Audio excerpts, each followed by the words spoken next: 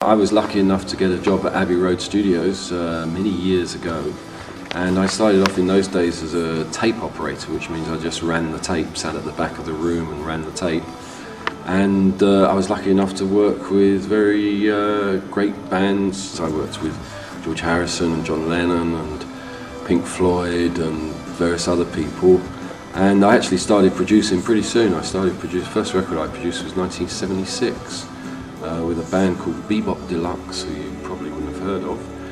And I then went on and produced records with XTC and Magazine and the Skids and Simple Minds and various other things. I had always been interested in technology and stuff associated with music, and I was in a band and went to do a demo when I was about 13 years old and saw the guy recording our band and was like, I want to do that, I don't want to be in the band anymore. And started doing demos at home and various bits of recording, and yeah, build it up from there. To become a producer is quite a difficult thing, and you can learn so much at college and you can learn all the technical details and things, but really there's nothing better than getting first-hand experience in a studio.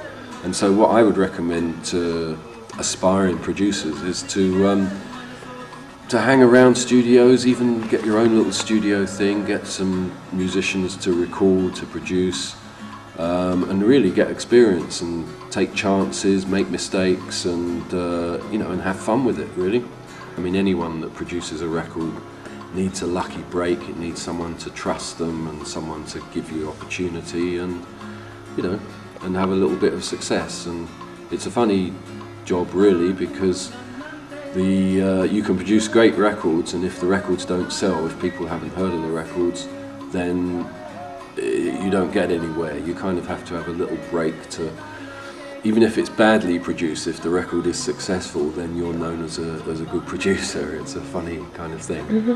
I left school to go and make tea at a recording studio, and you learn more in 2 weeks doing that than you would at 4 years at college, I think.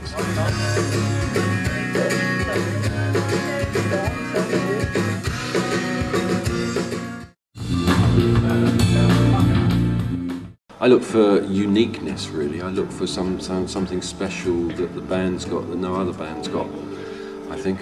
And I look for performance ability, that they can sing and play, and the quality of the songs, really.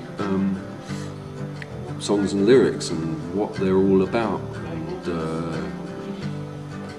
yeah, I mean, every band's different, you know, every band is a different thing, and you know that if you're going to go into the studio with them, that they've got to be committed and they've got to be able to play well and perform well, and the singer's got to have some lyrics written before he goes in the studio and those kind of things. So, but really I'm looking for that special, unique thing that sets the band apart, that's different from everyone else out there. So that's what I'm doing. If I get sent a bunch of demos, I tend to, it's stuff I like, stuff that makes me feel something, which is the same way as if I'm buying records. And then, you know, that's the first stage, is you get sent something to listen to, and if it makes me feel something, check it out further, and then you meet the people, and if you get on with them, and like John was saying, if they can play, you know, I like to make records that I'd buy. If I, you know, I like to make music that I think I'd definitely, if I heard that, I'd go and buy that, and that's yeah, it's your own taste, really. I mean, yeah. I might choose an artist to produce that Dan wouldn't like at all, you know, and so on and so on, you know. It varies, really. It depends on what kind of producer you are. You get some dictator producers that will say, this is the way it's going to be. No one, you know, this is the way it's going to be, or else I'm leaving, kind of thing.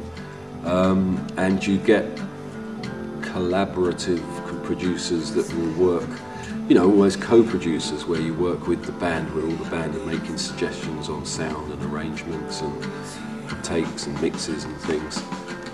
But they work both ways, you know. Sometimes you have to be a dictator and say this is the way it is. Sometimes the band can't be bothered. Sometimes the band are lazy and don't have any comments. Sometimes the bands get very involved. But really, when you're doing professional recording where you're getting paid, whoever the client is, for instance, if the record company is paying for it, sometimes the record company takes the final decision. You know, you can do a mix, the producer's happy, the band is happy, but you have to make the record company happy as well. It's like the producer is kind of the middleman between the musicians, the band, and the record company. You have to kind of sway between the two and please them both, I think.